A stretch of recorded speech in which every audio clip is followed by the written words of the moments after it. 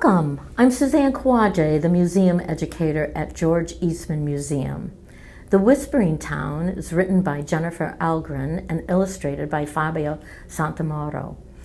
The George Eastman Museum wishes to dedicate this reading to all those who perished during the Holocaust. We honor your memory and your family's loss. The Eastman Museum also wishes to honor all those who survived the Holocaust.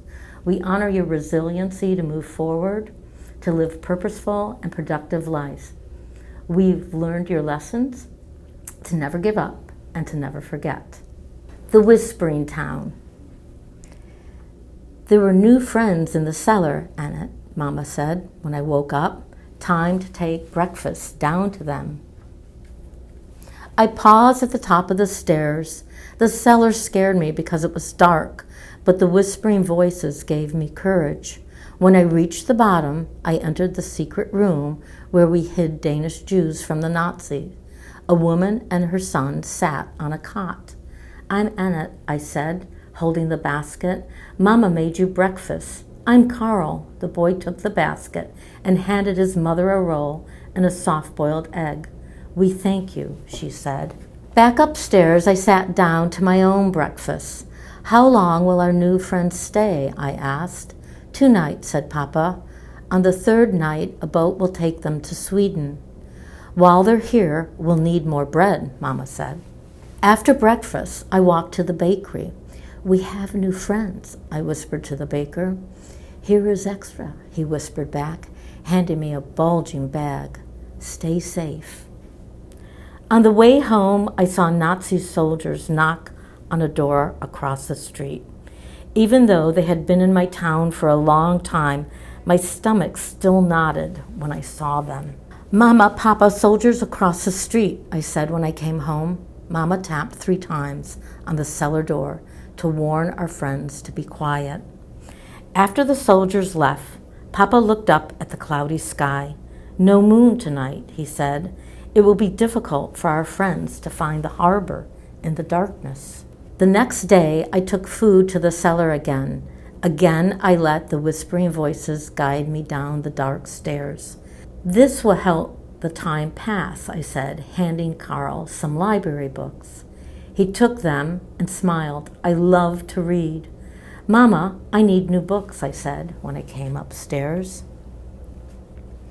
After breakfast, I walked to the library. "We have new friends," I whispered to the librarian. "Be careful," she whispered back, handing me extra books. On the way home, I saw Nazi soldiers knock on our neighbor's door. "Mama, Papa, soldiers next door," I said when I came home. Mama tapped 3 times on the cellar door. After the soldiers left, Papa looked up at the cloudy sky. "No moon again tonight," he said. "Maybe the clouds will clear tomorrow." Again, the next morning, I let the whispering voices guide me down the dark stairs. As Carl reached into the breakfast basket, a heart-shaped stone fell to the floor. Carl picked it up. "I found this with my papa the last time we walked on the beach," he said. "It's beautiful," I said. "Annette, we need more eggs," Papa said when we finished breakfast. I walked to the farm. "We have new friends," I whispered to the farmer. "Wish them well," he whispered back, giving me extra eggs. On my way home, I saw Nazi soldiers heading for our house. I cut across the alley and I raced through the back door. "Mama, Papa, the soldiers are coming to our house." They didn't answer me. No one was home. I tapped 3 times on the cellar door. Then I heard the pounding on the front door. Boom, boom, boom. I opened it a crack. "We've heard rumors that someone is hiding Jews on the street," said a soldier, pushing the door open. "I haven't heard any rumors," I said, trying to stop my voice from shaking. "When we find them, we will arrest everyone," warned the other soldier. Trembling, I closed the door.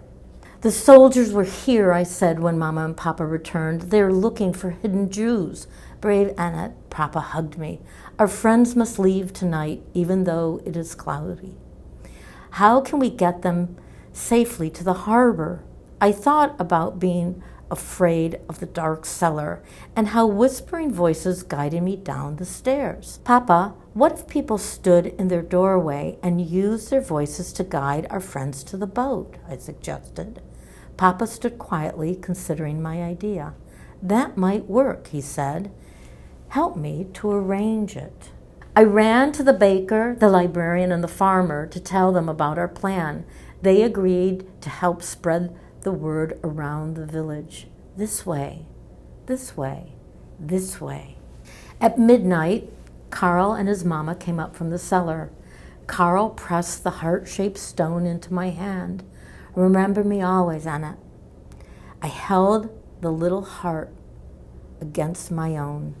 After Carl and his mama slipped into the night, I leaned as far as I could out my bedroom window. I heard our neighbor whisper from his doorway. This way, he said, guiding Carl and his mother toward the harbor. Then our neighbor's neighbor whispered, this way. The whispers continued from neighbor to neighbor until Carl and his mama had safely reached the boat. I squeezed the stone in my hand and imagined them walking free on the beach in Sweden. The end. Author's note.